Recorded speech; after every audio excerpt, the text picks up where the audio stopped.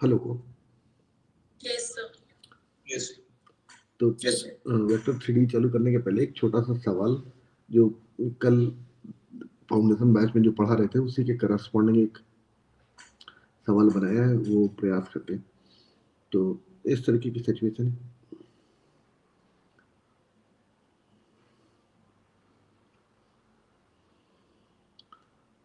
मेरे पास एक सर्किल है और उस सर्किल का रेडियस 1 है। वो सर्किल इस एक्सिस, इस बेस वाली एक्सिस और दोनों एक्सिस को टच कर रहा था। तो एक सर्किल मेरे पास दोनों एक्सिस को टच करने वाला कुछ इस।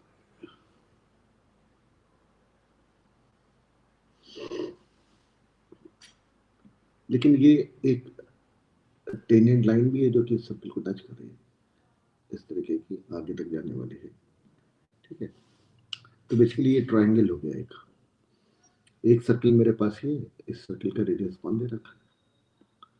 फिर एक और सर्किल है जो कि इस सर्किल को, इस लाइन को टच कर रहा है, जो कि मेरे राइट एंगल ट्रायंगल। हाँ, राइट एंगल ट्रायंगल। ये right angle triangle axes system है, तो राइट एंगल ट्रायंगल ही हो गया। फिर एक और सर्किल है जो कि इन दोनों, इस वाले सर्किल को भी टच कर रहा है, इसको भी टच कर रहा है, इसको भी टच कर रहा है। फिर एक और सर्किल है जो फिर से टच कर रहा है, और ये अप टू इंफिनिटी तक ऐसे चलता चला जा रहा है। मेरे पास फिर एक और सर्किल है जो कि इन दोनों सर्किल को टच कर रहा है और इस एक्सिस को टच कर रहा है। एक और सर्किल है जो इन दोनों सर्किल को टच कर रहा है और एक्सिस को टच कर रहा है। और फिर एक और सर्किल है जो इनको टच कर रहा है, और ये ग्रीन वाले सर्किल भी इंफिनिटी तक चले जा रहे हैं। मेरे पास ये जो भी सर्किल बना रहे हैं हम लोग, इन वाले सर्किल का रेडियस अगर R1, R2, R3 और ऐसे बोलते चले जाएं, तो बेसिकली एक और डेटा दे रखा है, sigma Ri, I varies from 1 to infinity, इसकी वैल्यू 1 के बराबर दे रखी। तो मुझे मालूम क्या करना है, ये जो ट्राइंगल है मेरे पास, ए बी वर्ड से दिख नहीं पा रही, लेकिन बी वर्ड से उधर होगी, और सी, ए बी सी की तीनों साइड्स की लेंथ आइडेंटिफाई करना है, फाइंड आउट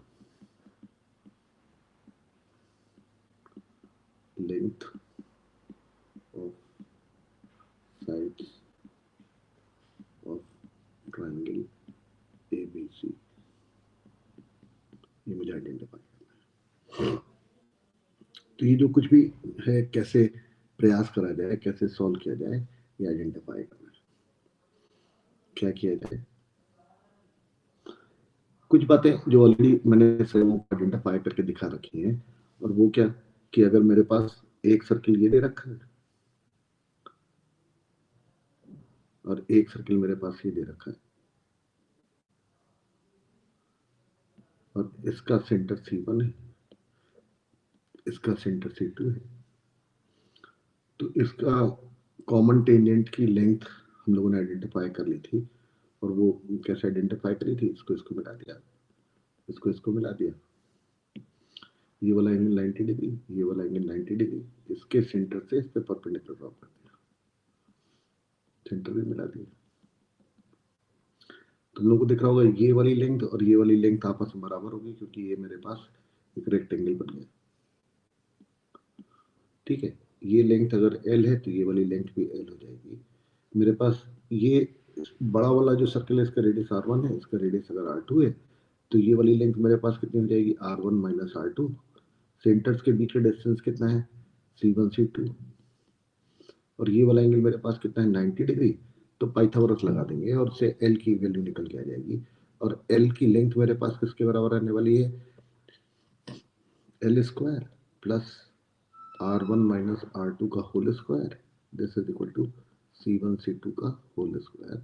और यहाँ से मेरे पास L square is equal to C1 C2 का whole square minus R1 minus R2 का whole square, L is equal to under root of C1 C2 का whole square minus R1 minus R2 का whole square. लेकिन इस वाली situation में मेरे पास क्या हो रहा है, सर्किल एक दूसरे को टच कर रहे हैं, और अगर सर्किल टच कर रहे हैं तभी हम लोग लेंथ निकाल सकते हैं। और उससे क्या होगा, सी सिंस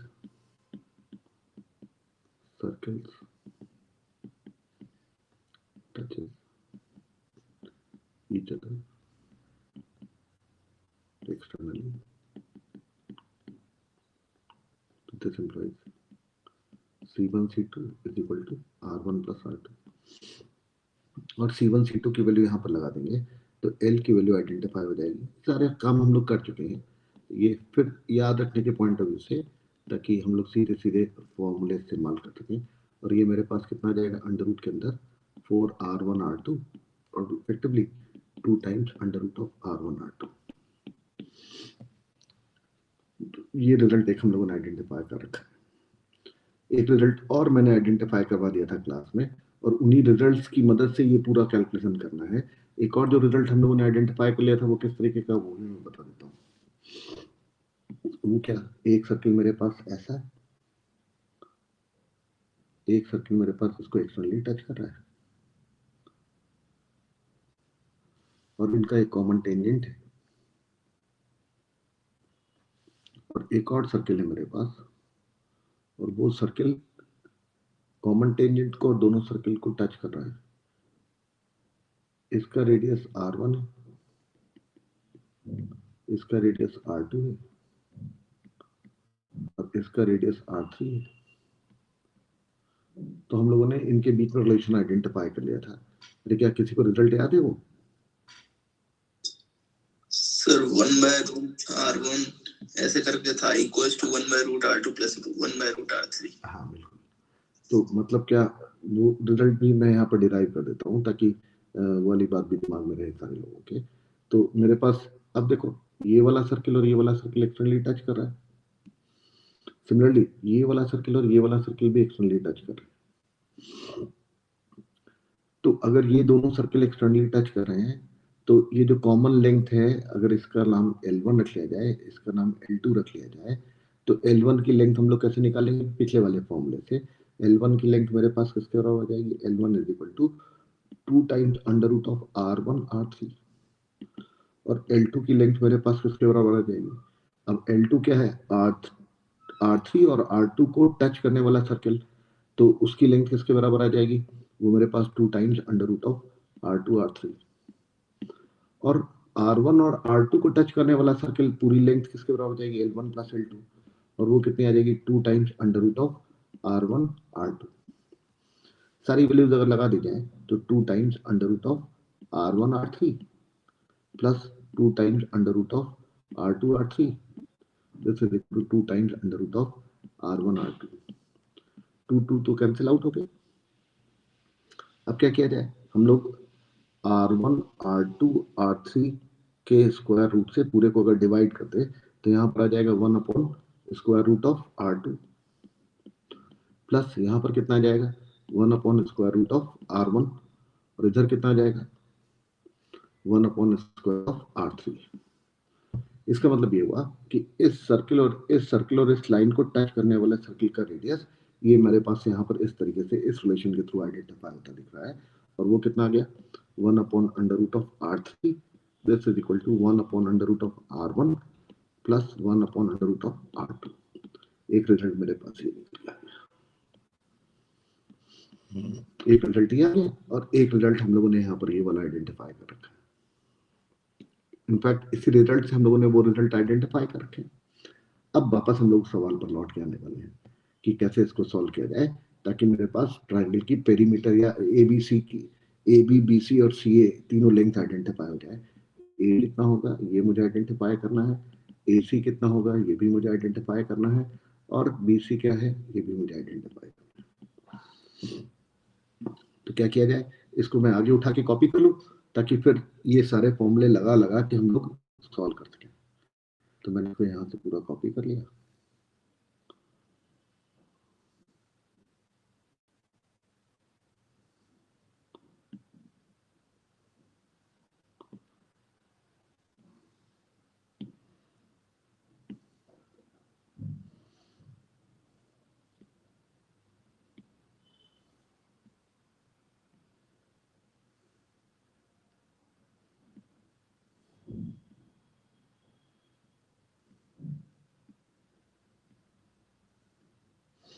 अब मैं फिगर को भी कंप्लीट कर सकता हूँ। यहाँ पर मेरे पास ये येलो वाली साइड जो है इसको मैंने आगे बढ़ा दिया, इसको भी आगे बढ़ा दिया। मेरे पास बी वर्सेस ये वाली हटके ये तो यहाँ रहेगी, बेसिकली बी यहाँ पर आ गया और सी में ये मेरे पास ऐसे इन्फिनाइट सर्कल्स बनते चले जा रहे हैं। अब क्या किया, ये जो 1 है इसको मैं सर्किल R1 मान लेता हूँ, इसको R2 मान लेता हूँ, इसको R3 मान लेता हूँ, इसको R4 मान लेता हूँ। बड़े वाले सर्किल उनके रेडियस R1 R3 R4, छोटे वाले small r1 small r2 small r3 और R1 की वैल्यू मेरे पास 1 के बराबर दे रखी है। बताइए भाई क्या किया जाए।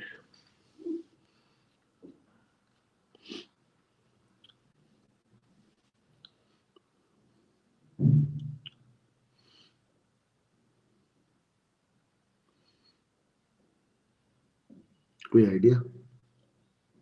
मेरे क्या सवाल समझ में आ रहा है ना सारे लोगों को? मतलब सवाल बिल्कुल सीधा सा है, बिल्कुल सीधा सा। तो क्या है, ढेर सारी बातें हैं। एक मेरे पास ट्राइंगल दे रखा है, राइट एंगल ट्राइंगल है, और इस ट्राइंगल के अंदर हम लोगों ने सर्कल स्क्राइब करना चालू किए। ये पहला इन सर्किल हो गया जिसका रेडियस 1 के बराबर दे रखा है, सिंबॉलिकली R1 कैपिटल R1 लिख लिया। फिर एक और सर्किल मैंने बनाया जो कि इस ब्लू सर्किल को, इस येलो लाइन को, ग्रीन लाइन को टच कर रहा है, जो कि मेरे पास इस तरीके का सर्किल बनने वाला है। और इसका रेडियस मैंने R2 ले लिया, फिर R3 ले लिया, और इस तरीके से मैं सर्कल्स बनाता चला जा रहा हूँ। और ये ऐसे कितने इनफाइनाइट सर्किल बनते दिख रहे हैं। फिर इस लाइन को टच करता हुआ एक सर्किल मैंने ड्रॉ किया, फिर ऐसे इसको भी टच करता हुआ, ऐसे इसको भी। ये सर्किल छोटे होते चले जा रहे हैं, ये वाले सर्किल भी छोटे होते चले जा रहे हैं। और मुझे करना और क्या दे रखा है, ये जो छोटे वाले सर्कल्स दे रखे हैं, इन सारे सर्कल्स के रेडियस का सम 1 के बराबर दे रखा है, एक बात। और ये जो इन सर्किल पहला हम लोगों ने ड्रॉ किया जो राइट एंगल ट्राइंगल का, उसका रेडियस 1 के बराबर दे रखा है। तो मुझे ट्राइंगल की तीनों साइड्स की लेंथ आइडेंटिफाई करनी है। हाँ बोले सर। अगर ये बी वाला एंगल थीटा मान ले, हाँ, और थीटा बाय 2 पे उसके सारे सेंटर लाई करेंगे, ये जो पहले बताओ ऐसा क्यों? सर इधर से आप जैसे पहला वाला सर्कल मान लीजिए, उधर टेंजेंट है ऊपर, हाँ, वो वाला पॉइंट और नीचे वाले टेंजेंट उसको जोड़ दीजिए। हाँ, इनको जोड़ दे। हाँ, ये बड़े वाले में कर लीजिए। अच्छा चलिए, यहाँ पर सीधे जोड़ना है, सीधे कनेक्ट करना है। हाँ सर, और ये सेंटर को ऊपर वाले से जोड़ दीजिए। सेंटर को ऊपर वाले से जोड़ दें, ये वाला। हाँ सर। हाँ, हाँ तो सर इसमें साफ साफ दिख रहा है कि ये जो R2 के सेंटर से जो R1 तक जो लाइन गई है वो परपेंडिकुलर है। हाँ। उन दोनों के, और रेडियस सेम है, तो ये आइसोसेलेस ट्रायंगल हो गया। ठीक है।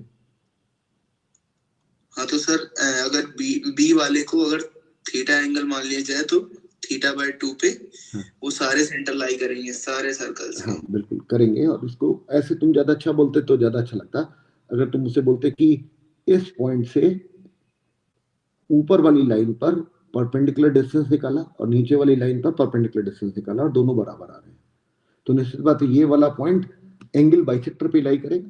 भाई एंगल बाइसेक्टर दो लाइन का हम लोगों ने कैसे डिफाइन किया था, अगर मेरे पास दो लाइनें हैं और अगर मुझे इसका एंगल बाइसेक्टर ड्रॉ करना है, तो एंगल बाइसेक्टर मेरे पास कौन सी लाइन होने वाली है, एक ऐसी लाइन का लोकस जिस लाइन के ऊपर जितने भी पॉइंट होंगे, दोनों लाइनों का परपेंडिकुलर डिस्टेंसेस हमेशा बराबर होने वाले हैं। ये और ये और ये हमेशा बराबर होने वाले हैं। तुमको दिख रहा होगा सेंटर जितने भी है अंदर वाले सर्किल, उनके रेडियस परपेंडिकुलरली लाइन को तो रिप्रेजेंट करने वाले हैं, परपेंडिकुलरली तो होते दिख रहे हैं। निश्चित बात है ये जो सेंटर्स हैं वो हर हालत में एंगल बाइसेक्टर के ऊपर लाई करेगा। ये बात तुम्हारी बिल्कुल परफेक्ट है, एक्सेप्टेड है, और मैं आगे बढ़ सकता हूँ यहाँ से। अब बोलो।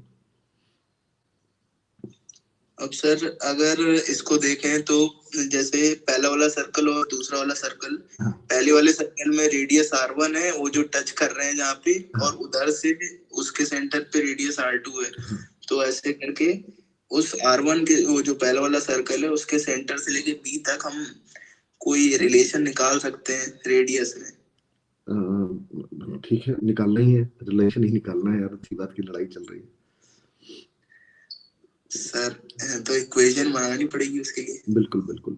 मतलब वो रिलेशन कैसे बनने वाले हैं, कुछ इंसाइट किसी के मन में? ये तो दिख रहा है कि वो सर्कल वही उसी पॉइंट से टच करेंगे जहाँ पे ये लाइन जा रही है। हाँ। सर रेडियस में रिलेशन आ जाए तो हम लोग बता सकते हैं। बिल्कुल, मतलब प्रयास तो ऐसे ही करना है। तो हमारा टारगेट क्या है? Capital R1, capital R2, capital R3 इनके बीच में रिलेशन एस्टैब्लिश करना है। फिर small R1, small R2, small R3 इनके बीच में रिलेशन एस्टैब्लिश करना है। फिर कैपिटल R1 और स्मॉल R1 के बीच में रिलेशन एस्टैब्लिश करना है। और फिर मुझे ट्रायंगल की साइड आइडेंटिफाई करनी है। मतलब काफी काम है। किसी के मन में और कोई आइडिया आ रहा हो?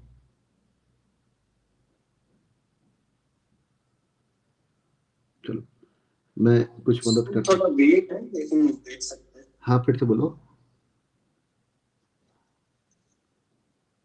एक सेकंड। हाँ मतलब तुम चाहते हो थोड़ा सा वेट कर लें? हाँ ठीक है, कोई दिक्कत की बात नहीं, टेक योर टाइम। तो मेरे ख्याल से मैंने कुछ बातें बता दी हैं ताकि आगे प्रोसीड किया जा सके।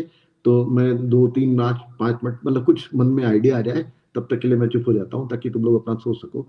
आइडिया अभी भी बिल्कुल क्लियर है। मैंने बहुत सारे रिजल्ट पीछे निकाल के दिखा दिए हैं, और उनको रिजल्ट निकालने का पर्पज ये है कि उन रिजल्ट का सवाल में इस्तेमाल होने वाला है। और रिजल्ट ऑलरेडी मैं क्लास में प्रूव करके दिखा चुका हूँ। एक रिजल्ट मेरे पास क्या निकल के आ गया कि कोई भी दो सर्किल हैं, उनके बीच में कॉमन टेंजेंट की लेंथ किसके बराबर होने वाली है? 2 टाइम्स अंडर रूट ऑफ दोनों सर्किल का रेडियस। ठीक बात है। और फिर क्या रिजल्ट निकल के आ गया कि अगर मेरे पास ये वाली जो सिचुएशन है, ये वाली सिचुएशन अगर है मेरे पास, तो इस वाले सर्किल का रेडियस इस वाले सर्किल के रेडियस के रेसिप्रोकल का स्क्वायर रूट इन दोनों सर्कल्स के रेडियस के रेसिप्रोकल के स्क्वायर रूट के सम के बराबर आ गया। ये रिजल्ट भी हम लोगों ने आइडेंटिफाई कर लिया। तो हम लोगों ने जो रिजल्ट्स आइडेंटिफाई कर लिए हैं, उन रिजल्ट्स को हम लोग अब इस्तेमाल करना चाहते हैं। एक रिजल्ट ये हम लोगों ने, जो कि अभी मैंने बोला कि इसका रेडियस के रेसिप्रोकल का स्क्वायर रूट इन दोनों के रेडियस के रेसिप्रोकल के स्क्वायर रूट के सम के बराबर आता है। और इसने ये बात बताई दी कि ये जितने भी सेंटर्स हैं वो एंगल बाइसेक्टर के ऊपर लाई करने वाले, मतलब they are all collinear points. ये पक्की बात है। अब आगे क्या करना है? 2 मिनट सोच लो आराम से, कोई दिक्कत नहीं। एक्चुअली ढेर सारी बातें हैं तो टाइम लगने वाली बात है। मैं इनफैक्ट पुरानी वाली बातें इसलिए बता भी रहा था ताकि तुम लोग अपना सोचते रहो, क्योंकि वो रिजल्ट तुम लोगों को याद ही होंगे, नहीं याद होंगे तो याद हो जाएंगे। अब इंपॉर्टेंस भी समझ में आ जाएगी।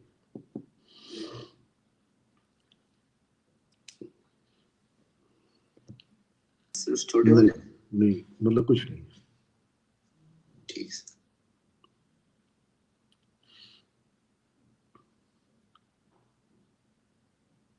सर अटेम्प्ट कर लीजिए। अटेम्प्ट कर लीजिए। हाँ अटेम्प्ट कर लो। मैं नहीं बोलूंगा, ठीक है। हाँ वो एक्चुअली हम समझ पा रहे हैं। मिनट बिल्कुल चुप हो, तुम लोग अटेम्प्ट कर लो, फिर हम लोग इसके आगे डिस्कस करते हैं। हेलो सर, एक चीज पूछनी थी। हाँ क्या हम ये कॉन्सेप्ट को उस तरीके से कर सकते हैं? मैं शायद हेलो, तुम्हारी आवाज चली गई।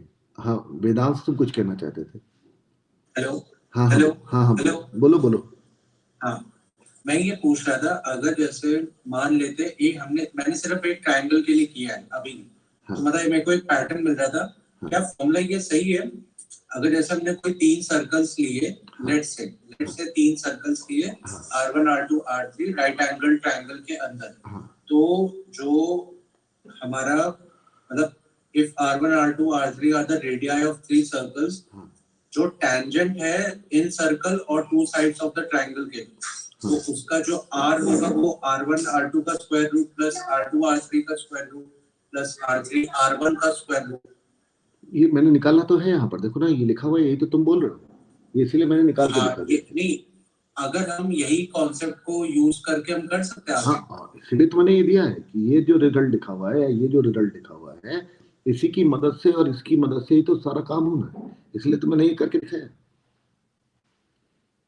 नहीं, बट अगर जैसे जनरल निकालना हो, तो मतलब हम ऐसा लिख सकते हैं क्या कि R1 R2 R मतलब एंड में जाके नहीं, ये तो इन 3 सर्कल के करस्पॉन्डिंग बात हुई ना। अब ये फिर इसके करस्पॉन्डिंग एक और नया रिजल्ट आ जाएगा।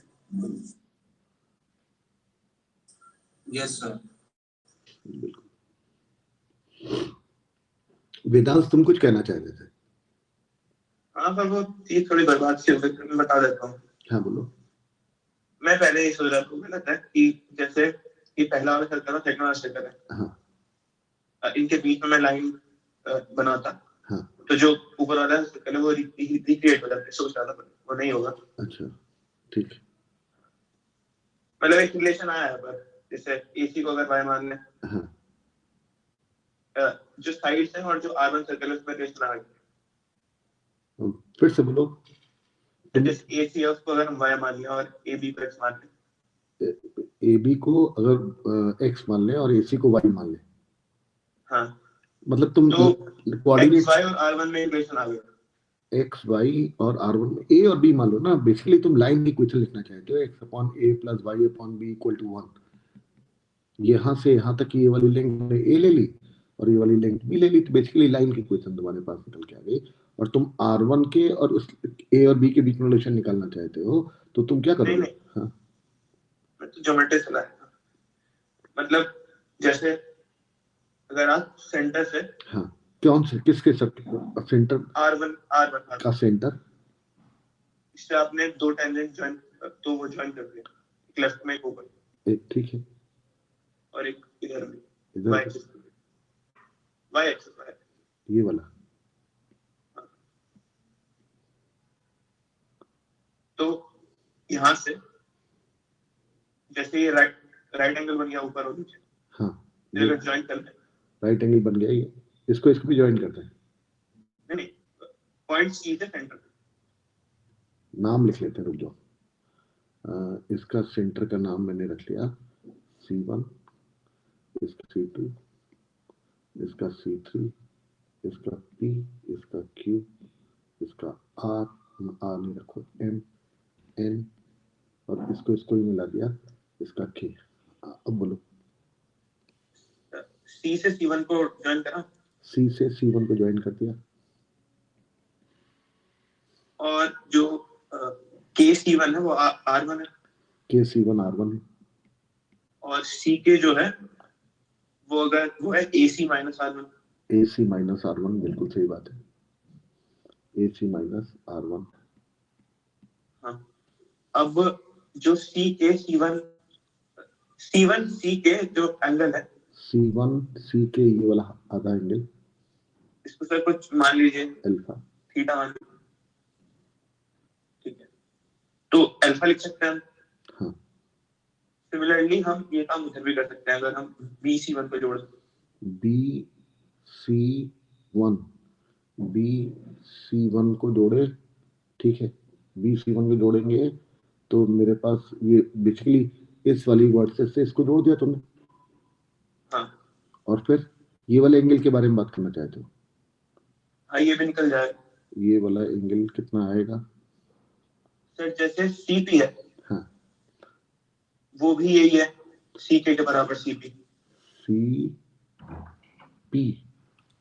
हाँ क्योंकि दोनों कॉन्ग्रुएंट ट्रायंगल्स। बिल्कुल। अब मुझे CP हाँ और मुझे CB भी पता है, हाँ, तो CB माइनस CP CB आ जाएगा, CB माइनस CP BP आ जाएगा। हाँ तो यहाँ से हम दूसरा एंगल निकाल सकते हैं। हाँ ठीक है, एंगल निकल आएगा, ये भी 90 डिग्री है। हाँ और हमें पता है कि 2 अल्फा प्लस 2 बीटा पाई 2 के बराबर अल्फा प्लस बीटा पाई 4 होगा, पाई 4 होगा, और tan अल्फा tan बीटा पता है, tan अल्फा और tan बीटा, हाँ AC और उसके टर्म में BP के टर्म में, हाँ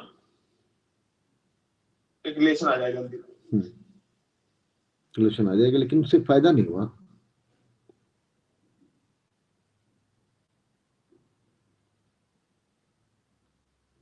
मैं कुछ मदद करूं? नहीं सर, सोचने दीजिए। अच्छा हाँ बोलो। सर इसका कुछ रिलेशन निकला है, वो छोटे वाले सर्कल्स हैं, R1 और R2 के बीच का वो डिस्टेंस लिख लीजिए सर। R1 और R2 के बीच का डिस्टेंस छोटे वाले का ना? हाँ छोटे वाले का। ये इसका नाम क्या रख लिया जाए? अल्फाबेट खत्म हो गए।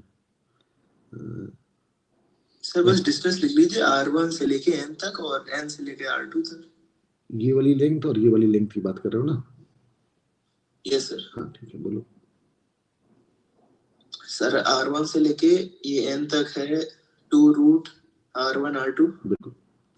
इसने कहा ये वाला नंबर S1 रख लेते हैं, ये वाला नंबर S2 रख लेते हैं। तो इसने कहा S1N अगर मुझे निकालना है तो ये वाली लेंथ अभी जो आपने फॉर्मूला बताया वो 2 टाइम्स √of R1 और R2 आ जाएगी। और सिमिलरली S2N मेरे पास किसके बराबर आ जाएगा? 2 टाइम्स √of R2 और R2 आ जाएगी, R2 आ जाएगी। ठीक है सर बस कोड लिख लीजिए R2 और R3 के लिए। और R2 और R3 के लिए भी लेंथ लिख लें। R2 और Yes, sir. R3 के लिए मतलब यहाँ से यहाँ तक। सर स्मॉल R2 से ये जो स्मॉल R3 है, हाँ उसके लिए भी लिख लें। हाँ हाँ। तो ये इसको नाम रख लेते हैं, क्या रख लिया जाए? इसका नाम रख लेते हैं S3। ठीक है, और ये जो तुम्हारे पास R3 है इसका नाम रख लेते हैं क्या रख लिया जाए? K हो गया, P हो गया, L रख लेते हैं। तो क्या तुम चाहते हो S2L की लेंथ लिख लें? यस सर, S2L और LS3। S2L मेरे पास कितना हो जाएगा? 2√of R2 R3, 2√of R2 R3। और फिर तुमने कहा कि ये भी लेंथ लिख लीजिए, और ये वाली लेंथ मेरे पास क्या हो गई? LS3 और ये वाली लेंथ कितनी हो गई? 2√of सर्किल का रेडियस कितना है? R3 और R3 और R3। अब बोलो। अब सर इसमें पैटर्न दिखाई दे रहा है कि R1 और R2 के बीच की डिस्टेंस के लिए हमने ये दो टर्म लिखे, S1N और S2N। बिल्कुल। ये R1 R2 है, इसमें RI कर दीजिए और इसमें R वाले कैपिटल R वाले में RI+1। अगर सबको ऐड करवाना चाहते हो यस सर। तो ऐड कराओगे तो तुम्हारे पास क्या निकल के आएगा? तुम्हारे पास ये वाली लेंथ निकल आएगी, यही चाहते हो ना? Yes sir. हाँ ठीक है, फिर उससे क्या करोगे? सर फिर ये वाली लेंथ तो पता ही है, इधर S1 से लेके और इधर तक A तक, तो उसको ऐड करके जो हमारा ये RI आपने सम दे रखा है ना 1, इसको यूज कर लेंगे। नहीं हो पाएगा ना, इसमें R2 R3 ये सब फिर कहाँ जाएंगे? इसको कॉमन नहीं लिख पाओगे ना। सर एक ऑब्जर्वेशन ये भी है कि BQ और PB बराबर होंगे। एक मिनट रुक जाओ, BQ और दो टेंजेंट की जगह। हाँ वो तो है, मतलब ये यहाँ से ये दोनों टेंजेंट की लंबाई बराबर, बेसिकली ये वाली लेंथ और ये वाली लेंथ तो बराबर है ही, क्योंकि टेंजेंट। सर AQ1 पता है हमको। AQ स्क्वायर बन जाएगा, ये 1 है। ठीक है, तो ये पूरी लेंथ मेरे पास 1 प्लस ये वाली लेंथ या फिर ये वाली लेंथ लिखी जा सकती है, एक ही बात है। सर CP को कुछ मान लीजिए, लिखिए ऐसे। CP को कुछ मान लें और पाइथागोरस थ्योरम लगा लीजिए। उससे होगा क्या? एटलीस्ट ये सब फंसे हुए ना, ये सारे नंबर फंसे हुए हैं। वैसे एक अच्छा पैटर्न बनना है, सेट पैटर्न बनेगा बिल्कुल, बगैर उसके काम ही नहीं चलेगा। जैसे QB है। हाँ फिर से बोलो। QB ये वाली लेंथ और NB ये वाली लेंथ। अब वो है ना कि this upon this equals to R2 upon R1, मतलब this upon this is equal to कौन से दो सिमिलर ट्रायंगल की बात कर रहे हो? नाम बोलो। एक तो C2MB PB2। सर आपकी आवाज कट रही है। मेरी आवाज कट रही है? ऐसा मत बोलो यार। थोड़ी सी हो जाएगी। आवाज कट रही है तो थोड़ी सी लैग कर रही है, सही हो जाएगा। अच्छा, मेरा मोबाइल पास में नहीं है कहीं, देखो कहाँ रखा है। Sir 5 minute. अच्छा ठीक है। हाँ, कौन से दो ट्रायंगल के बारे में बात कर रहे हो बताओ? स्क्रीन से हाँ C2NB C2NB ये वाला? हाँ, और C1QB ये दोनों ट्रायंगल हाँ। सिमिलर है, पक्की बात। हाँ। तो NB upon QB is equal to R2 upon R1। और ये पैटर्न आगे भी चलता जा रहा है, मतलब दोबारा में काट सकता हूँ। बिल्कुल बिल्कुल बिल्कुल चलेगा, लेकिन फिर हर बार साइड छोटी हो जाएगी। हाँ सर, ऑप्शन है आपके पास, ये तो आप हर बार पूरे वाले कर लीजिए। हाँ, या फिर आप पिछले वाले कर लीजिए। हाँ ठीक है, मतलब तुम्हारे हिसाब से ये जितने भी ट्रायंगल्स हैं ये सब सिमिलर, सारे सिमिलर ट्रायंगल्स हैं, ये सारे ट्रायंगल सिमिलर हैं, यही बोल रहे हो ना? हाँ बिल्कुल ठीक बात बोल रहे हो। ये सिमिलैरिटी लेकिन अगर यहाँ के बजाय यहाँ लगा दो तो बहुत ही मजेदार काम हो जाएगा। देखो मैं लगाता हूँ, अगर मैं यहाँ से यहाँ ऐसे इसको मिला दूं 90 डिग्री पर, और यहाँ पर भी यहाँ पर मिला दूं इसको 90 डिग्री पर, और यहाँ पर भी ये 90 डिग्री पर मिला दूं, तो देखो ये तीनों ट्रायंगल भी सिमिलर ट्रायंगल हो गए। अरे हुए? हेलो? हाँ हो गए। और इससे देखो मुझे क्या फायदा होने वाला है, बहुत ही बड़ा सा फायदा होने वाला है। इससे मुझे फायदा क्या हो रहा है, सेंटर्स के बीच का डिस्टेंस मेरे पास कितना है, C1 C2, ठीक है, पहले वाले ट्रायंगल में, इस ट्रायंगल में दिस डिवाइडेड बाय दिस, ये वाली लेंथ मेरे पास कितनी हो जाएगी, R1 माइनस R2 हो जाएगी, क्योंकि ये इतनी लेंथ R2 है, तो ये अपॉन R1 माइनस R2 हो गई। दिस इज इक्वल टू, फिर इस वाले ट्रायंगल की बात करी जाए तो C2 C3 ये डिस्टेंस हो गया, डिवाइडेड बाय नीचे मेरे पास कितना आ जाएगा, ये वाली लेंथ, और ये वाली लेंथ मेरे पास किसके बराबर होने वाली है, R2 माइनस R3। और क्या देख पा रहे हो? And this is equal to, वो क्या आ जाएगा, C3 C4 डिवाइडेड बाय अगली लेंथ मेरे पास कितनी हो जाएगी, R3 माइनस R4। और क्या ऐसे ही आता जा रहा है? अब देखो C1 C2 क्या है, दोनों सेंटर्स के बीच का डिस्टेंस, और वो किसके बराबर हो जाएगा, दोनों के रेडियस के सम के बराबर हो जाएगा। तो इसका मतलब ये हुआ कि मेरे पास जो रिजल्ट आता दिख रहा है, C1 C2 की जगह मैंने क्या लगा दिया, R1 प्लस R2, और डिवाइडेड बाय मैंने क्या लिखा, R1 माइनस R2, और C2 C3 की जगह मेरे पास कितना आ जाएगा, R2 plus R3, divided bye नीचे कितना आ जाएगा, R2 माइनस R3। मैं इसी को सिंप्लीफाई कर लेता हूँ, और इसको सिंप्लीफाई करने के लिए इसको मैं अगले पेज पे लिख लेता हूँ, इससे बड़ा सा रिजल्ट आ जाएगा। देखो ये वाला मैंने टर्म यहाँ पर उठाया,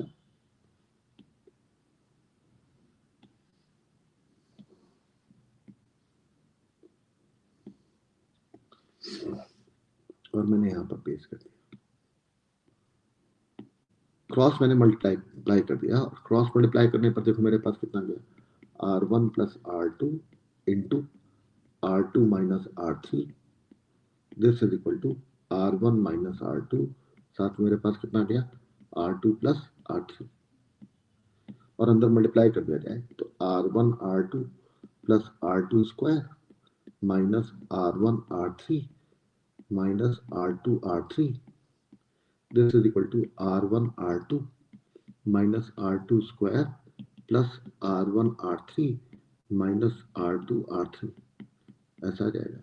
बहुत सारे टर्म कैंसिल आउट हो जाएंगे, जैसे R1 R2 कैंसिल आउट हो गया, R2 R3 वाला टर्म भी कैंसिल आउट हो गया, और जो कुछ भी बचा है अगर ध्यान से देखो तो ये वाला टर्म इधर लाओ तो कितना आ जाएगा, 2R2 स्क्वायर, और ये वाला टर्म उधर ले जाओ तो कितना आ जाएगा, 2R1 R3। क्या 2 कैंसिल आउट हो गया, और इससे मेरे पास क्या आ गया, R1 R2 R3 RN GP। अब देखो हम लोगों ने जब पूरी सीरीज जीपी की बनती दिख रही है,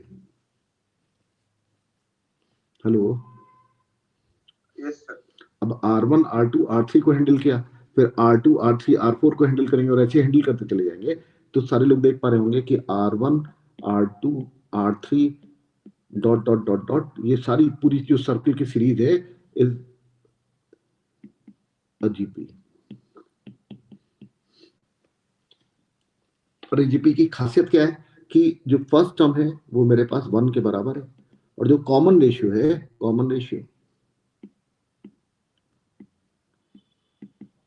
वो R2 के बराबर है।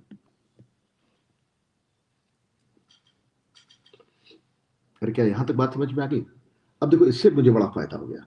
इससे क्या फायदा हुआ कि नीचे वाले सर्कल्स के बारे में भी मुझे मालूम चल गया। वो कैसे? देखो ये ऑलरेडी हम लोगों ने रिजल्ट इस्तेमाल किया हुआ है, ये वाला, ये जो रिजल्ट लिखा हुआ है वो यही तो रिजल्ट लिखा हुआ है।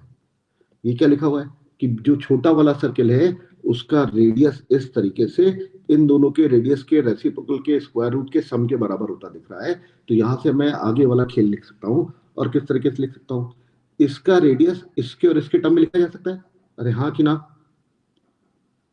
मैं लिख देता हूं 1 upon under root of R1 this is equal to 1 upon under root of capital R1 plus 1 upon under root of capital R2। अरे क्या ये वाला रिजल्ट सारे लोग समझ पा रहे हैं? हेलो, तो ये, अरे आवाज आ रही है मेरी? थोड़ा सा कट ला गया। अरे यार ये ना करो, क्या चक्कर क्या है ये जिंदगी एकदम।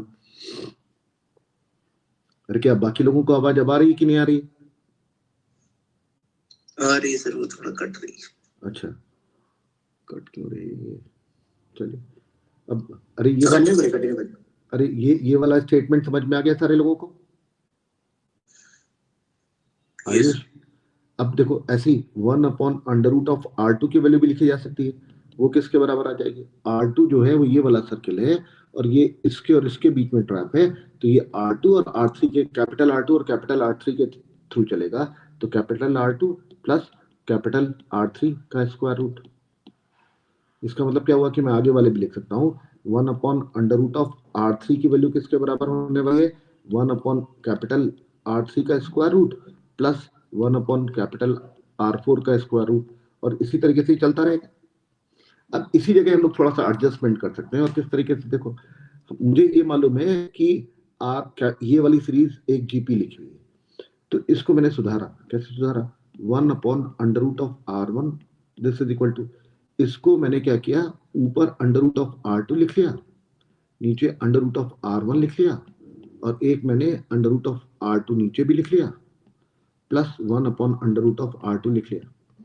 इससे मुझे एडवांटेज क्या मिला? एडवांटेज ये मिला कि ये तो कॉमन रेशियो हो गया, का स्क्वायर रूट हो गया, और ये वाला टर्म कॉमन निकल आया। तो कितना आ गया? 1 upon under root of R2 common निकल आया, और अंदर कितना आ गया? ये under root of R2 upon R1। R2 upon R1 मतलब इस जीपी का कॉमन रेशियो जो कि R2 के बराबर ही है, तो under root of R2 plus 1 ऐसा गया। ये 1 upon under root of R1 की वैल्यू निकल के आ गई। या मैं अंडर रूट ऑफ R1 की वैल्यू अब लिख सकता हूँ, रेसिप्रोकल कर दिया तो मेरे पास ऊपर कितना आ जाएगा? अंडर रूट ऑफ R2, और नीचे मेरे पास कितना आ गया? Under root of R2 plus 1। अच्छा, सिमिलरली इसकी अगर वैल्यू निकाली जाएगी तो वो किसके बराबर आ जाएगी? वो भी सिंप्लीफाई कर लेते हैं। 1 upon under root of R2 लिखा हुआ है, दिस इज इक्वल टू ऊपर अंडर रूट ऑफ R3 से मल्टीप्लाई किया, नीचे अंडर रूट ऑफ R2 लिखा हुआ है, अंडर रूट ऑफ R3 यहां भी लिख लिया, plus 1 upon under root of R3 लिख लिया। ये वाला नंबर देखो फिर से तुम लोगों को दिख रहा होगा, कॉमन रेशियो का स्क्वायर रूट होता दिख रहा है, और नीचे से 1 अपॉन R3 का स्क्वायर रूट कॉमन निकल रहा है। तो 1 upon under root of R2 this is equal to, मेरे पास 1 upon under root of R3, ये तो कॉमन निकल आया, और ऊपर कितना बचा? Under root of R2 plus R3 upon R2 का जो रेशियो हुआ वो R2 ही हुआ, क्योंकि जीपी का कॉमन रेशियो है, और उसका स्क्वायर रूट भी रहेगा प्लस 1। और यहां से मेरे पास देखो अंडर रूट ऑफ R2 की वैल्यू भी निकल के आ गई, और अंडर रूट ऑफ R2 की वैल्यू किसके बराबर आती दिख रही है? उलट दिया इसको तो ऊपर आ गया अंडर रूट ऑफ R3, और नीचे मेरे पास कितना आ गया? Under root of R2 plus 1। अब सारे लोगों को ट्रेंड दिखने लगा होगा, आगे ऐसे ही सिंप्लीफाई करते चले जाएंगे तो मेरे पास आगे वाले टर्म्स भी निकल के आ जाएंगे। और क्या निकल के आ रहा है देखते चलो। मेरे पास एक आया अंडर रूट ऑफ R1, और इसकी वैल्यू कितनी है? Under root of R2 divided by under root of R2 plus 1। Under root of R2, under root of R2 की वैल्यू कितनी आ गई?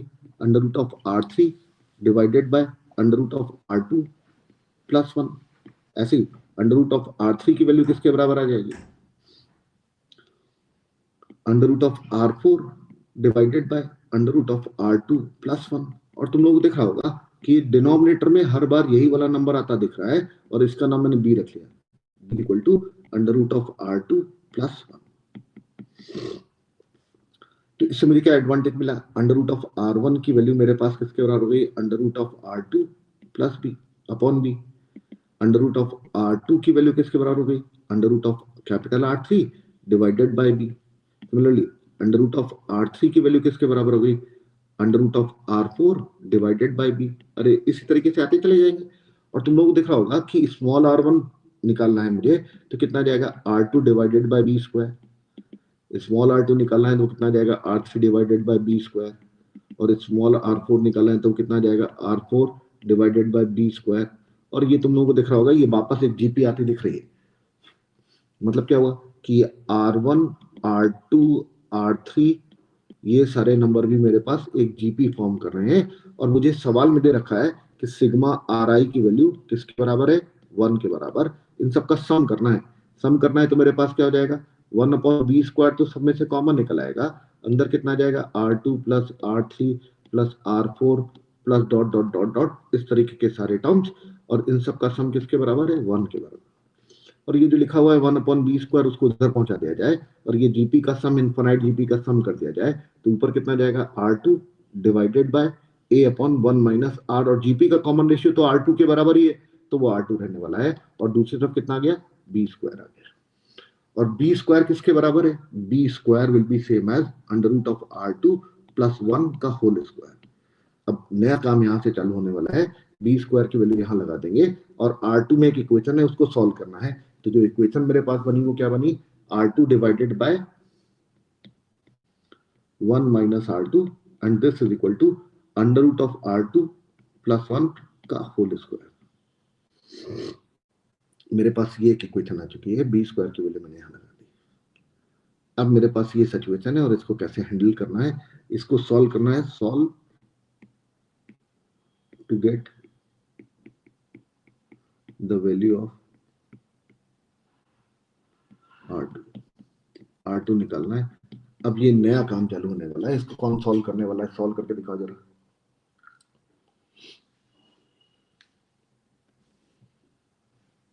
अरे क्या यहां तक बात समझ में आ गई सारे लोगों को? हेलो हेलो, तो ये है? अरे आवाज आ रही है मेरी? हेलो हेलो, आ रही है। अच्छा, अरे क्या यहां तक बात समझ में आ गई?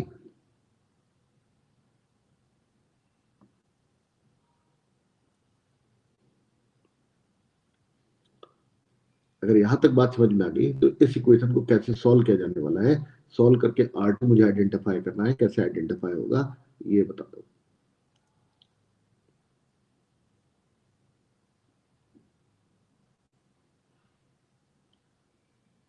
मतलब एक इक्वेशन लिखी हुई है, सिर्फ एक अननोन है। R2 अगर निकल आएगा तो मैं सारी चीजें आइडेंटिफाई कर ले जाऊंगा।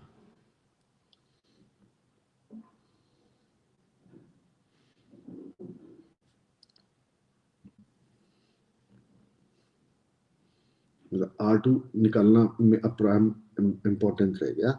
उसका कारण क्या है? देखो, मुझे साइड्स की लेंथ आइडेंटिफाई करनी है और ये वाली लेंथ मेरे पास किसके बराबर है? यहां से यहां तक 1, ठीक है। और ये वाली लेंथ मेरे पास किसके बराबर है? ये ऑलरेडी हम लोग फॉर्मूला निकाल चुके हैं।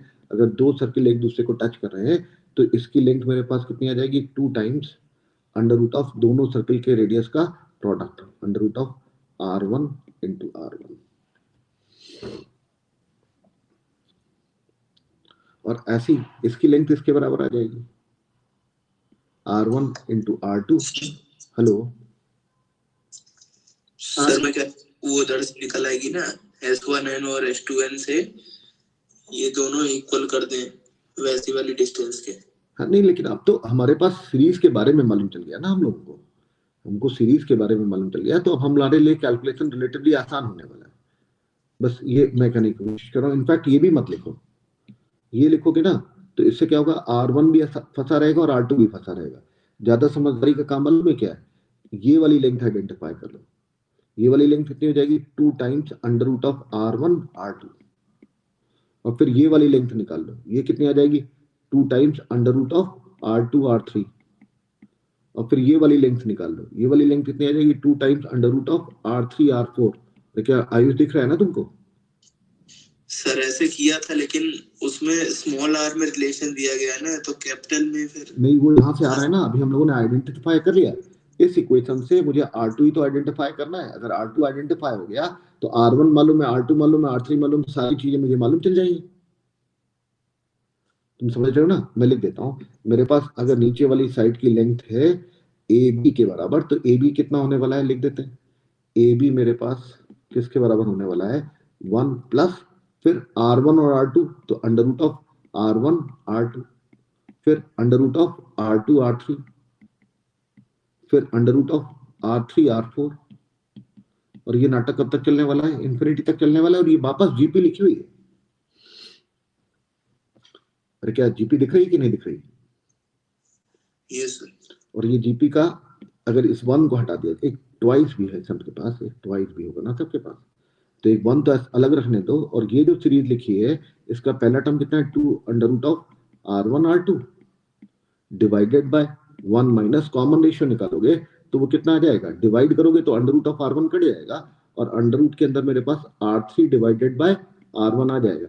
और R3 डिवाइडेड बाय R1 मतलब उस जीपी का पहला और तीसरा टर्म डिवाइड किया गया तो कॉमन रेशियो का स्क्वायर आ जाएगा। अरे क्या ये R स्क्वायर आ जाएगा? और R1 की वैल्यू 1 है तो ऊपर कितना आ जाएगा, R2, और नीचे मेरे पास कितना आ जाएगा, 1 माइनस R2, क्योंकि R3 डिवाइडेड बाय R1 करोगे तो कॉमन रेशियो का स्क्वायर आ जाएगा, और उसका स्क्वायर रूट करोगे तो R2 आ जाएगा। अरे क्या AB की लेंथ ये आती दिख रही है? बस अंतर क्या है, R2 की वैल्यू निकालना है, जो कि इस इक्वेशन को सॉल्व करने पर आइडेंटिफाई हो पाएगी। आयुष तुमको बात समझ में आई? Yes sir. ठीक है, ये ज्यादा आसान कैलकुलेशन है। इसमें एक वेरिएबल ऑटोमेटिकली कम हो गया ना, R1 R2 स्मॉल वाला, वो पूरा सेट गायब कर लिया हम लोगों ने। तो AB मेरे पास ये आ जाएगा। ऐसे ही बाकी भी मैं लिख देता हूं। AC अगर लिखा जाए तो मेरे पास कितना हो जाएगा, ये जो CK है, CK यहां से यहां तक की लेंथ, और ये जो CP लेंथ है, ये तो आपस में बराबर है, तो इसको भी कैपिटल ए लिख लेते हैं और इसको भी कैपिटल ए लिख लेते हैं। तो मेरे पास AC की लेंथ किसके बराबर हो जाएगी, ये 1 हो जाएगी, 1 प्लस कैपिटल ए, लिख देता हूं मैं यहां पर। AC मेरे पास कितना आ गया, 1 प्लस कैपिटल एल। और दूसरी लेंथ मेरे पास किसके बराबर है, वो AB है, AB है, AC है और BC है। और BC किसके बराबर हो जाएगा, देखो ये लेंथ L, और ये जो लेंथ है ये वाली यहां से यहां तक, और ये जो यहां से यहां तक लेंथ है वो तो आपस में बराबर है। और वो लेंथ हमने ऑलरेडी निकाल रखी है नीचे वाली, तो ऊपर वाली भी मुझे मालूम है। तो L प्लस PB जो होने वाला है, L प्लस PB। और ये जो PB है वो यही वाली लेंथ है जो यहां से हम लोगों ने ये वाली कैलकुलेट करी। अरे क्या दिख रहा है तुमको आयुष? यस सर, थोड़ा आवाज कट रही है सर समझ में तुमको। अबे यार आवाज का क्या कर रहा है लेकिन फिर भी चल रहा है। अच्छा ठीक। आयुष मैं दोबारा समझाऊं? आ गया सर, आ गया ना, मतलब मेरे पास ये जो लेंथ है और ये जो लेंथ है वो दोनों सेम लेंथ हैं। और वो कैसे, क्योंकि वो B पॉइंट से सेकंड वाले सर्किल पर जो टेंजेंट्स की लेंथ है वो तो दोनों तो ऊपर नीचे से सेम ही आने वाली है। इस वाले पॉइंट से इस वाले सर्किल पर ये वाली टेंजेंट की लंबाई और ये वाली टेंजेंट की लंबाई ये तो आपस में बराबर रहने वाली है। और ये इसमें L जोड़ देंगे तो ये वाली लेंथ निकल के आ जाएगी, और इसमें 1 जोड़ देंगे तो ये वाली लेंथ निकल के आ जाएगी। तो ये सारा डेटा हम लोगों ने आइडेंटिफाई कर रखा है।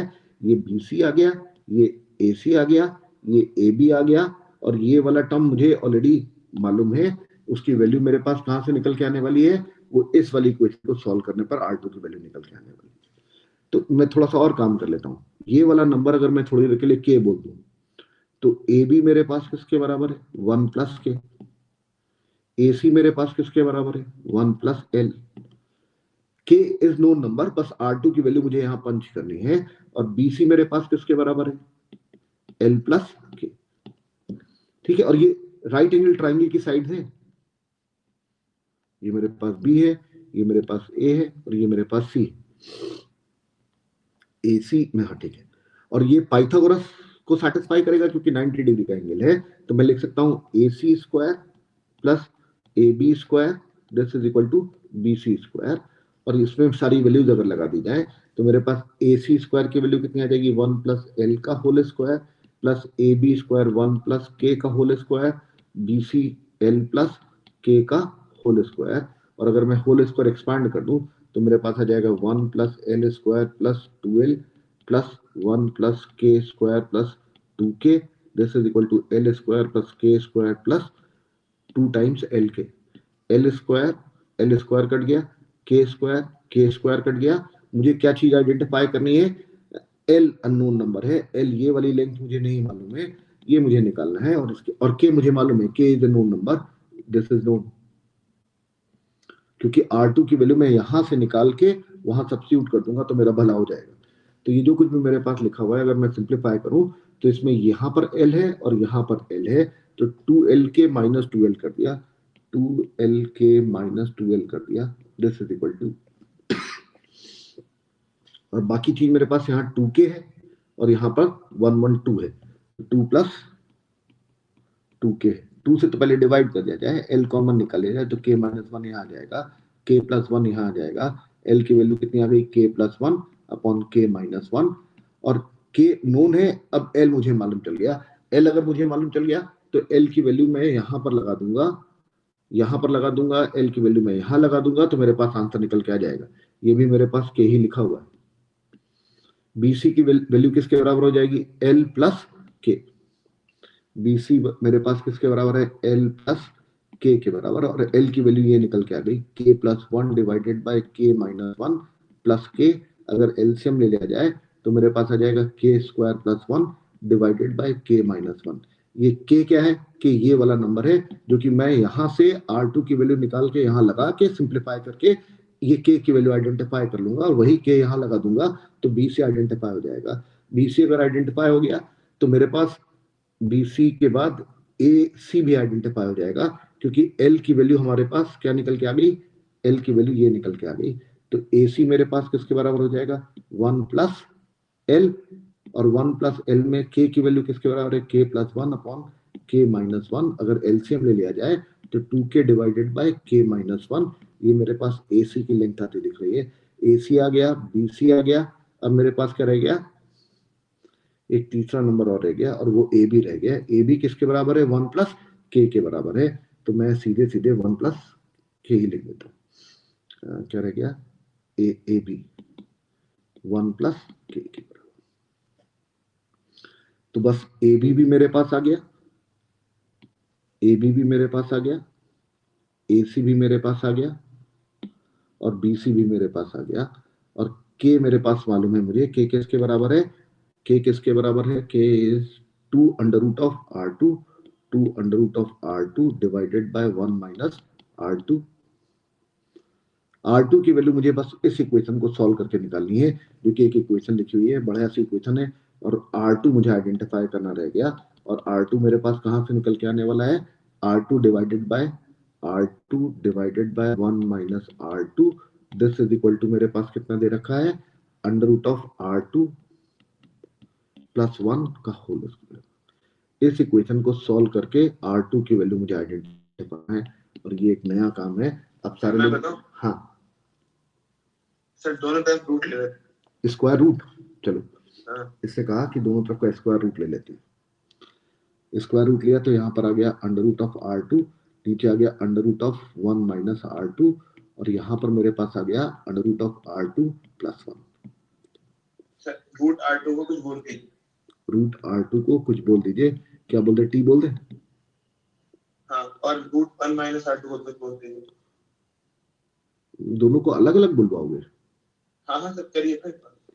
Under root of 1 minus R2 को कुछ और बोल देते हैं, क्या बोलते हैं बताओ इसको, फिर ऊपर वाले को कुछ एक्स रख देते हैं, एक्स स्क्वायर इसको y मान लेते हैं। हाँ सर अब हम पता है एक्स स्क्वायर हाँ प्लस वाई स्क्वायर हाँ की वैल्यू 1 है। हाँ बिल्कुल। लिखिए x square plus y square की वैल्यू 1 है। सर और एक्स और वाई की वैल्यू ऊपर को कर दीजिए लगे एक बार। चलो इसने कहा कि इसकी वैल्यू x लगा दीजिए, इसकी वैल्यू y लगा दीजिए, इसकी वैल्यू x प्लस 1 कर दीजिए और फिर क्या करें बताओ। सर वाई को ले लेंगे, x is equal to x y plus y, ये आ गया। X minus y equals to x y. x minus y is equal to x y, एक इक्वेशन ये आ गई और एक इक्वेशन ये आ गई। इसने कहा कि एक रेक्टेंगुलर हाइपरबोला और एक सर्किल है। नहीं ऐसे नहीं मतलब मैं हाँ वैसे सॉल्व कर ठीक है फिर sir x square plus y square को वैसे लिख सकते हैं ना, x minus y whole square minus 4 x minus y का होल स्क्वायर और इसको कितना लिख दिया, प्लस 4xy इधर किया तो 1 माइनस 4xy इधर चला गया और एक्स माइनस वाई को एक्स वाई लिख दीजिए। इसने कहा x माइनस वाई को xy लिख लीजिए तो xy का square equal to 1 minus 4xy आ गया। xy को इसने कहा t रख दीजिए। हाँ इसने कहा t square plus 4t minus 1 this is equal to 0 आ गया। धराचार लगा के t is equal to minus 4 plus minus under root of b square 16 plus 4 divided by 2 आ गया। सही चल रहा है ना? हाँ चलो इसे कहा 16 4 20, एक 4 का फैक्टर निकलेगा, 2 से ऊपर नीचे डिवाइड कर दिए, माइनस 2 प्लस माइनस रूट 5 आ जाएगा यहाँ पर। ये मेरे पास t आ गया। t क्या है, एक्स वाई के बराबर है तो एक्स वाई इक्वल टू आ गया minus 2 plus minus root 5। Sir x Y की वैल्यू दोबारा अलग कर दीजिए और स्क्वायर। फिर से बोलो। एक्स वाई की वैल्यू जो ओरिजिनल थी R2 के टर्म में, R2 के टर्म में हाँ उसे लगा के स्क्वायर कर दीजिए तो एक क्वाड्रेटिक आ जाएगी R2। इसने क्या कहा, अब ये एक्स वाई की वैल्यू किस में लगाने के लिए बोल रहा है, इन दोनों को मल्टीप्लाई करके। हाँ हाँ ठीक है, इसने कहा इन दोनों को मल्टीप्लाई कर दीजिए तो ऊपर एक आ जाएगा अंडर रूट ऑफ R2 फिर under root of 1 minus R2 this is equal to, इन दोनों का प्रोडक्ट किया तो ये आ जाएगा मेरे पास, ये नेगेटिव वाला साइन तो हटा देना। हाँ वो हो गए। तो ये आ जाएगा रूट 5 माइनस 2 ऐसा आ गया। अब क्या किया जाए, स्क्वायर कर दे। हाँ तो R2 into 1 minus R2 this is equal to, ये आया 5 प्लस 4 माइनस 4 रूट 5, ये आ गया मेरे पास R2 minus R2 square this is equal to 9 minus 4 root 5। इसने कहा कि जो कुछ भी लिखा हुआ है, तुमने बहुत ही बड़ा काम किया, तुम सुन रहे हो ना? हाँ चलो सर आपने जो किया उससे बड़ा काम किया। हाँ मतलब मैंने जो किया था, एक्चुअली मैंने भी बनाई था। मैंने एक्चुअली, तुमने इतना सब करने के बाद तुमने एक बात नोटिस नहीं करी, वो मुझे थोड़ा सा, लेकिन तुमने सारा निकाल दिया, ये बहुत अच्छी बात है। तुमने कहा कि ये क्वाड्रेटिक बनने वाली है, कैसी, R2 स्क्वायर उधर ले गए माइनस R2 उधर ले गए plus 9 minus 4 root 5 this is equal to 0। इसने कहा R2 में धराचार लगा दीजिए तो R2 की वैल्यू निकले। R2 इज इक्वल टू कितना आ जाएगा, minus 1 plus minus under root of b square minus 4 times 9 minus 4 root 5 divided by 2। मतलब गंदी वैल्यूज आ रही है, मैंने मेरे इन पे कंट्रोल नहीं हुआ, लेकिन फिर भी 16 रूट 5 प्लस 16 रूट 5, साथ में मेरे पास कितना आया, 9 चौको 36, 36 में से एक गया तो 35 डिवाइडेड बाय R2, लेकिन नेगेटिव हो नहीं सकता, नेगेटिव नहीं हो सकता तो R2 की वैल्यू मेरे पास कितनी आने वाली है, 16 रूट 5 माइनस 35 का square root minus 1 divided by 2। तो क्या यही R2 आता दिख रहा है? Yes sir. चलो अब मैं तुमको बताता हूँ मैंने क्या किया था इसको लिखने के लिए, मैं दिखाता हूँ तुमको। मेरे पास लिखा हुआ है under root of R2 divided by 1 minus R2 this is equal to under root of R2 plus 1 का होल स्क्वायर। ऐसे लिखा हुआ, स्क्वायर तो हट जाएगा क्योंकि अंडर रूट लगा दिया इधर, यही वाला टर्म स्क्वायर हट गया। मैंने क्या किया, R2 बराबर, सर एक बार पीछे लिखा। हाँ सर ये 16√5 ठीक है सर, वो ठीक हो -1 बाहर है ना। हाँ, मुझे लगा वो अंदर नेगेटिव है। नहीं वो बाहर है -1। R2 को मैंने क्या किया, साइन स्क्वायर थीटा लगा दिया। अब ऐसा इसलिए क्योंकि R1 से उसका छोटा रेडियस है, R1 का रेडियस 1 है, तो इसका रेडियस 1 से छोटा होने वाला है, तो ये सोच के मैंने लगा दिया। देखो तुम्हारा भी यही चल रहा है, देखो ये सर्कुलर फंक्शंस आ गए, ये साइन थीटा कॉस थीटा ही तो आ गए, क्या दिख रहा है ना तुमको? हाँ वो x + y² हाँ तो वो x² y² आ गया ना। हाँ वही। अरे तो तुमको ये लिखते ही तुमको तुरंत समझ में आ जाना चाहिए था, लेकिन तुमने कोई बात नहीं, इससे निकाल दिया, मुझे कोई दुख नहीं है इस बात का, तुमने बढ़िया मैथमेटिकल कैलकुलेशन किया। R2 की वैल्यू मेरे पास साइन स्क्वायर थीटा अगर लगा दी जाए तो न्यूमरेटर में साइन थीटा आ जाएगा, डिनोमिनेटर में कॉस थीटा आ जाएगा, मॉड भी आ जाएगा, और दूसरी तरफ मेरे पास कितना आ जाएगा, साइन थीटा +1 मॉड के साथ। ये जो कुछ भी लिखा हुआ है मॉड कॉस थीटा को उधर मल्टीप्लाई कर दिया, तो mod sine theta this is equal to mod sine theta mod cos theta plus mod cos theta, और ये वाला टर्म उधर ट्रांसफर कर दिया, तो mod sine theta minus mod cos theta this is equal to mod sine theta mod cos theta, ऐसा आ गया, होल स्क्वायर कर दिया, तो a² + b² करेंगे तो 1 आ जाएगा, -2 mod sine theta mod cos theta this is equal to, यहां से आ गया mod sine theta mod cos theta का होल स्क्वायर आ गया। अब ये जो कुछ भी लिखा हुआ है तुमको दिख रहा होगा कि इसको अपन लोग कन्वर्ट कर सकते हैं 1 - sin 2 थीटा। इधर मेरे पास कितना जाएगा, अगर मैं एक अंदर 2 मल्टीप्लाई कर दूं और एक 4 बाहर डिवाइड कर दूं, तो मेरे पास 1/4, और ये मेरे पास कितना जाएगा, sin 2 थीटा का मॉड खत्म हो जाएगा क्योंकि स्क्वायर लिखा हुआ है, तो sin स्क्वायर 2 थीटा, 4 को इधर मल्टीप्लाई कर दिया तो sin स्क्वायर 2 थीटा, और सब कुछ उधर ले गए तो +4 mod sin 2 theta -4 this is equal to 0। अरे क्या sin 2 थीटा की वैल्यू से निकल के आ जाएगी? हेलो हेलो, अरे आवाज आ रही है? sin 2 थीटा की वैल्यू आ जाएगी, तो sin 2 theta is equal to क्या कर लोगे, उसमें कन्वर्ट कर लोगे, क्या नाम है, 10 में कन्वर्ट कर दो, तो 2 tan theta divided by 1 + tan square theta, और उससे tan थीटा की वैल्यू निकल के आ जाएगी। अब अगर tan थीटा की वैल्यू मुझे मालूम है तो मैं sin थीटा की वैल्यू निकाल लूंगा और sin थीटा का स्क्वायर कर दूंगा तो R2 निकल आएगा। वही काम इसने दूसरे तरीके से करा है, मैंने दूसरे तरीके से किया है, लेकिन इसने भी बढ़िया तरीका लगाया है। फिर क्या बहुत ज्यादा मेहनत हो गई?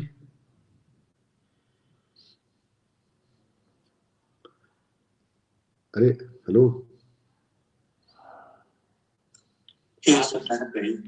हाँ जी, सर वैसे हाँ बोलो, मेहनत है, हाँ आपने जो ट्रायंगल दिया है हाँ इसके ऐसा नहीं है, जो पीएमसी की पहली क्लास में हमने बात की थी कि सर्कल था, फिर उसके बाद 2 और सर्कल थे, हाँ हाँ तो अगर जो ट्रायंगल है हाँ इसकी रिफ्लेक्शन बना दूं मैं नीचे तो ये एक एनसाइड पॉलीगन का वो है, वो वाला पार्ट, तो मैं बना देता हूँ, वही है।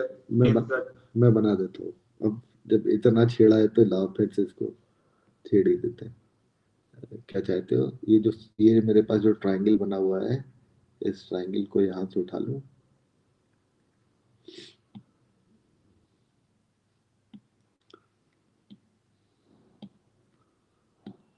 एक्चुअली जो क्लास में सवाल कराया था वो बहुत हल्का सा था, मतलब वो एग्जिस्ट करता है। मैंने कहा लाओ तुम हर चीज को इन्फिनिटी ले जाते हो तो मैं भी ले जाता हूँ, तो मैं भी ले गया तो समस्या हुई तो हमने कहा चलो उसका समाधान करते हैं, तो बैठ के समाधान कर दिया। अब क्या करना चाहते हो, इसकी मिरर इमेज निकाल लेना चाहते हो?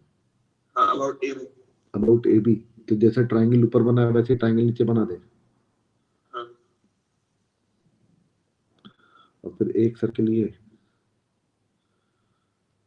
और फिर एक सर्किल ये। सर एक चीज पूछनी थी, अगर एक ही सेम मतलब आधा पार्ट अगर जो हमारा रिजल्ट है प्रीवियस वाला, हाँ, उसी को ही हम यूज ना कर ले, क्योंकि सेम ही चीज तो हम बना रहे हैं।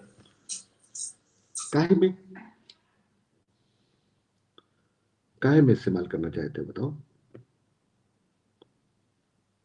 भाई हमारा टारगेट क्या था, तीनों साइड की लंबाई आइडेंटिफाई करना था, ठीक है ना।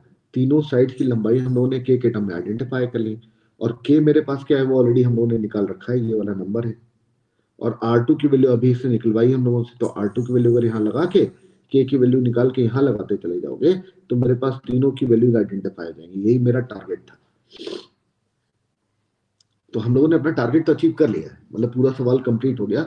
बस वैल्यूज अभी लगाई नहीं क्योंकि इतनी गंदी वैल्यूज आ रही थी, लगाने का मन नहीं किया। लेकिन वो एक्चुअली मेरा क्वेश्चन क्या था, हाँ, जैसे AC, AB और BC निकाल, ठीक है, हाँ, उसके बाद सब डबल कर दिया, BC का डबल, क्योंकि हम अच्छा ये जो करवा रहा है, ये जो करवा रहा है, हाँ ये कुछ और करवा रहा है। अभी मुझे सवाल तो समझने दो। हाँ बताओ।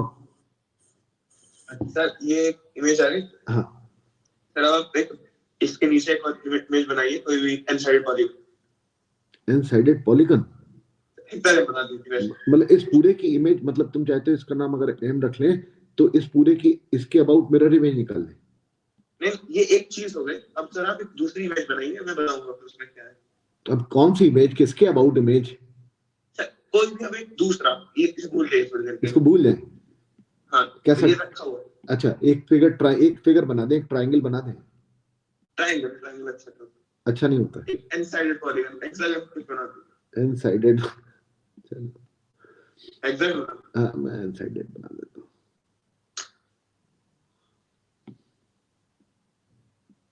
रेगुलर बनाना है कि रेगुलर?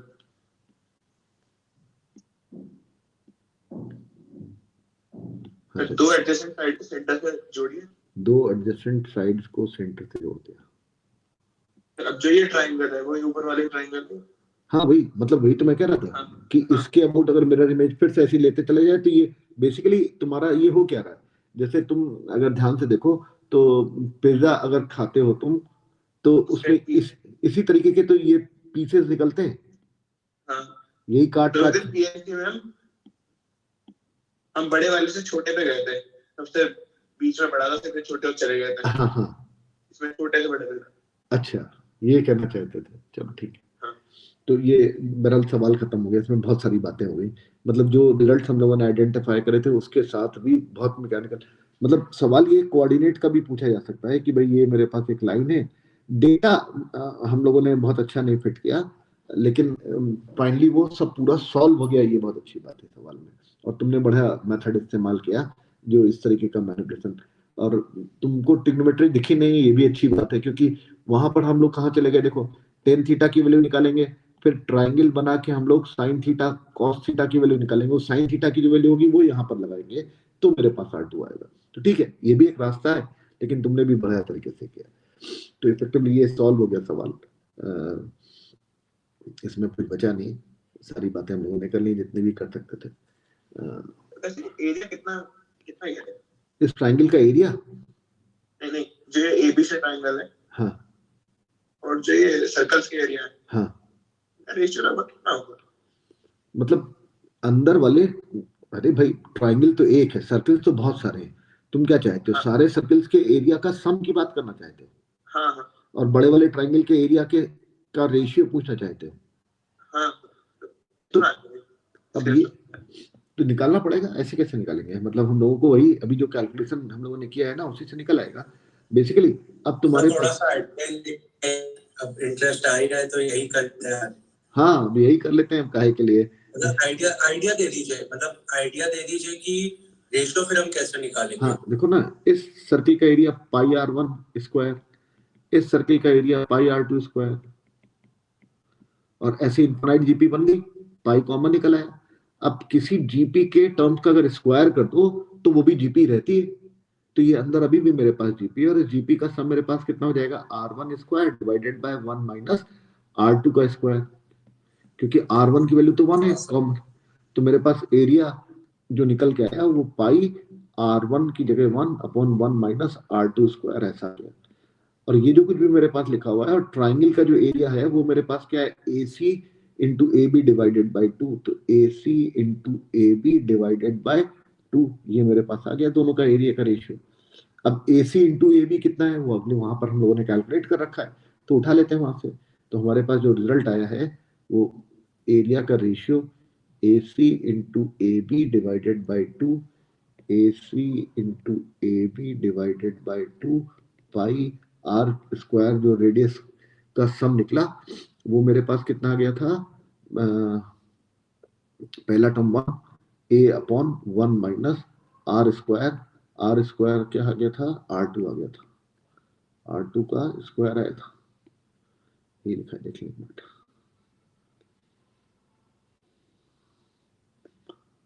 R2 का स्क्वायर ही आ गया था।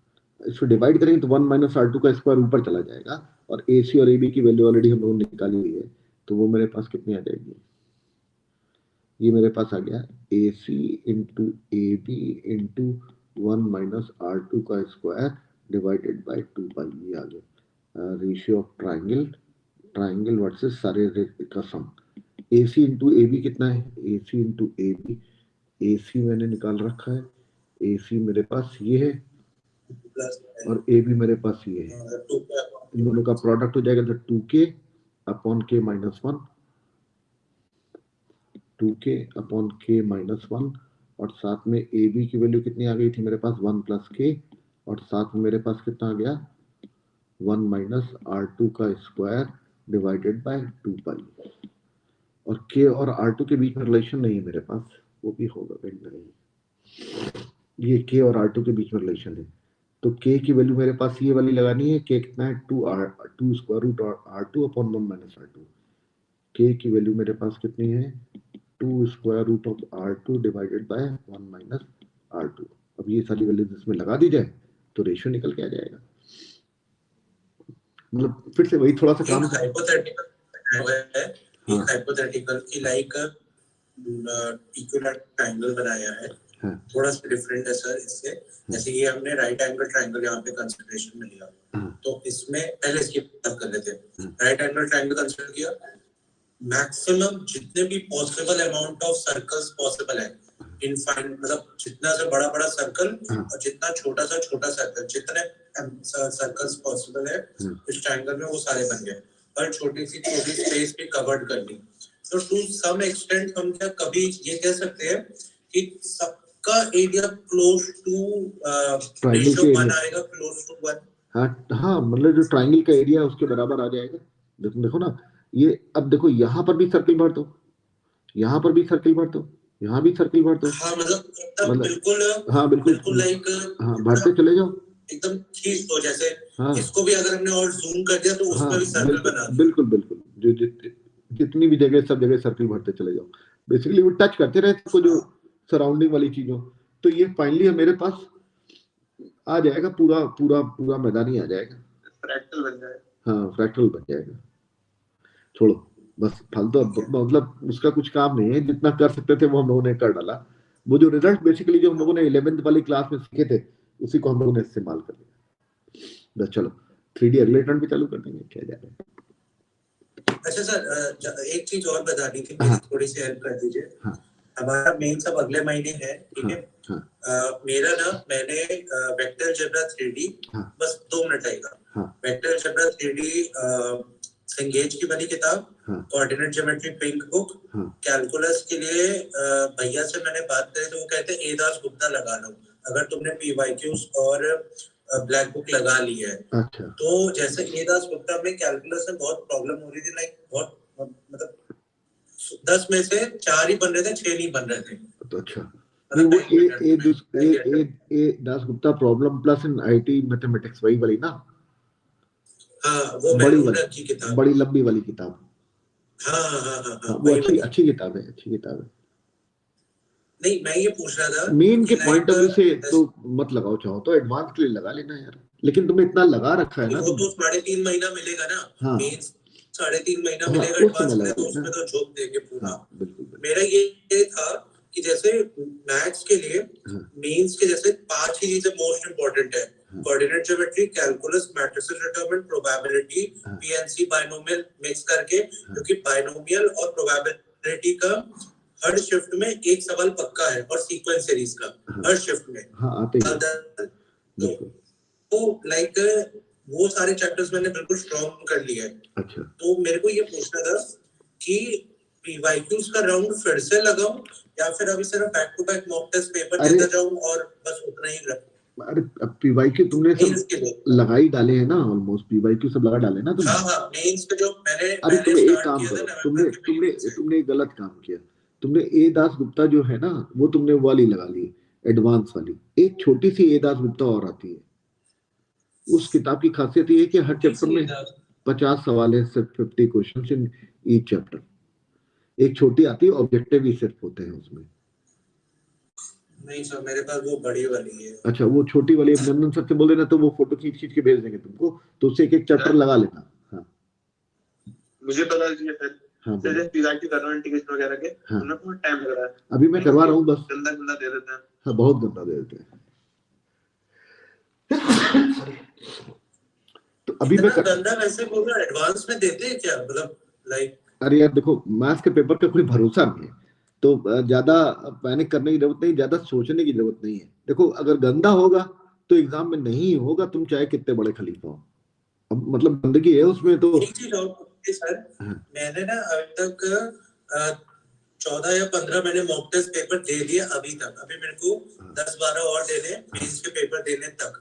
ठीक है, तो जैसे मेरा जो एवरेज स्कोर आ रहा है मैथ्स में, वो 50 से 60 की रेंज में आ रहा है। अबे बहुत है यार, बहुत बढ़िया है। 50-60 नंबर बढ़िया होते हैं मैथ्स में, मालूम है ना तुमको ये बात? नहीं मालूम तो है, बट लाइक जैसे मेरा फिजिक्स थोड़ा सा वीक है, मैं सोच रहा था मैथ्स को जितना कैपिटलाइज कर दूं कर दूं। अच्छा, तो फिर यार सुधारो। मतलब लेकिन मैथ्स में यार देखो, टाइम टेकिंग होता है, तो फिर तुमको टाइम फिर वहां से निकालना पड़ेगा, फिजिक्स में फिर यहाँ लगाना पड़ेगा। एक्चुअली सर पता है क्या, जैसे केमिस्ट्री में मेरा जो स्कोर आ रहा है वो 70 से 80 के बीच में है। अच्छा। ठीक है, मैथ्स में 50 से 60 में है, और सॉरी फिजिक्स के लिए मेरा 35 से 45। तो ये तुम क्यों कर रहे हो? फिजिक्स यार सरल आती है। ए वेदांत, फिजिक्स तो खत्म आ रही है, बहुत ही खत्म आ रही हो, तो कठिन आती ही नहीं है, पता नहीं क्या कर रहा है ये। फिजिक्स थोड़ा सा उसमें अटक रहा हूँ। तुम्हारा वेदांत काम चल रहा है सर। हाँ करो, तुम उस पे काम करो, मैथ्स में काम करो ज्यादा। भाई देखो, मेरा बस ये है कि 60 तक आ जाए फिजिक्स में, पर सर तो 60 और 80 के बेसिस पे मेरा स्कोर अच्छा बन जाएगा। हाँ ये बात ठीक है, लेकिन देखो फिजिक्स तुम कह रहे हो यार खराब है, हम समझ नहीं पा रहे हैं, ये खराब बात है, क्योंकि ये वेदांत फिजिक्स पता है सर, मतलब फिजिक्स में लाइक बहुत ही मतलब कॉन्सेप्ट सारे आते हैं, बट लाइक जो एंड ऑफ द क्वेश्चन में जैसे एप्लीकेशन, मतलब जहाँ पे जो क्वेश्चन की डिमांड है कॉन्सेप्ट ही सही लगाया। मोस्ट ऑफ द केसेस में जो मेरा एनालिसिस है उसमें या तो डिजिट्स का इशू आ रहा है, सॉरी इंटर कन्वर्जन्स का इशू आ रहा है, या तो फिर गलत मतलब फॉर्मूला एप्लीकेशन है, मतलब बेसिक जगहों पे बहुत इशू आ रहा है फिजिक्स में। अरे तो तुम सरल लगाओ ना फिजिक्स में यार, बहुत सरल आता है पेपर फिजिक्स। लोग बिल्कुल पूरा खा जाते हैं यार पेपर फिजिक्स का। मतलब लड़ाई फिजिक्स केमिस्ट्री की होती ही नहीं है जेईई के पेपर में। मतलब जैसा मुझे जितने भी बच्चों से फीडबैक मिलता है वो यही मिलता है, केमिस्ट्री में रटने वाला रहता है, उसमें कुछ लोग गलतियां कर देते हैं, वो अलग बात है, लेकिन फिजिक्स एक्चुअली टारगेट कर देंगे 70-80 तक ले जाओ मैथ्स को, ताकि एक सिक्योर साइड बन जाए भाई। 70-80 बहुत बड़ा नंबर होता है मैथ्स में, अगर इतने ले आओ तो बहुत बड़ी बात है, लेकिन 70-80 नंबर लाने के लिए मालूम है तुमको और सब्जेक्ट में से टाइम निकालना पड़ेगा यार, मतलब उसके चक्कर में और सब्जेक्ट खराब। केमिस्ट्री का पता है सर, जो मैंने उसमें किया था, मेरा केमिस्ट्री 20 से 22 मिनट में सब कंप्लीट हो जाता है। बहुत ही बढ़िया बात है। मैंने आईयूसी और ओसी में बिल्कुल सॉलिड कमांड लेके रखी, और मतलब रिवीजन भी चल रहा है अच्छा वाला। ठीक है, मतलब केमिस्ट्री को निपटा दी है। हाँ तो ये तो बढ़िया बात है, इससे ज्यादा लगना भी नहीं चाहिए केमिस्ट्री में। तुम्हारी वेदांत केमिस्ट्री कैसी है? मेरी तो चल रही है, तो रोज रट्टा मार रहा हूं उसका। हाँ सही कर रहे हो। और फिजिक्स में कितने नंबर ले आओगे? फिजिक्स में 100। हाँ 100 ले आओगे, हाँ ठीक है। सर 90 तो क्या होगा, एक आध क्वेश्चन अगर बेकार आ गया वो गलत भी दे देता है कभी कभी, ऑप्शन मैच करा देता है। अब ये तुम्हारे हाथ में कंट्रोलेबल नहीं है, उसको कैसे कंट्रोल कर लोगे? और मैथ्स भी ठीक कर दोगे तुम, खराब नहीं करोगे किसी तरीके से। सर मैथ्स में सर वो पीएनसी सर नहीं हो रही मेरे सर, 12 मिनट लगा के भी नहीं तो एक मिल जाता। अबे तुम फालतू में दिमाग लगा देते होगे। अभी मैं बस ये थोड़ा वेक्टर सीडी खत्म हो जाए तो मैं 20 तारीख से पूरा रिवीजन कराऊंगा, हर दिन एक चैप्टर उठाऊंगा और सवाल लगवा दूंगा ढेर सारे। तो तुम्हारे जैसे तुमने इंटीग्रल बोला, पीएनसी बोला, मैं सब करवा दूंगा ना, तो वो तुम्हारा सही हो जाएगा। आता है, तुम अब वो पुराना हो गया ना तो दिमाग से उतर गया होगा, तो वैरायटी ऑफ सवाल जहां मैंने लगवाए तो तुमको पकड़ में आ जाएगा, तुम टेंशन ना लो। तो मतलब ढंग से करना पेपर। चलो बस, ज्यादा खुश होने की जरूरत नहीं, फिजिक्स तुम्हारी ठीक है मुझे मालूम है, मैथ्स भी खराब है। सर मैं भी ठीक कर लेता हूँ अपनी हाँ फिजिक्स बस वाला, फिजिक्स मेरा सुधारो, स्कोर बहुत फिजिक्स बढ़िया आ सुधारो, जाएगा। बिल्कुल बिल्कुल। चलो, वेरी गुड नाइट।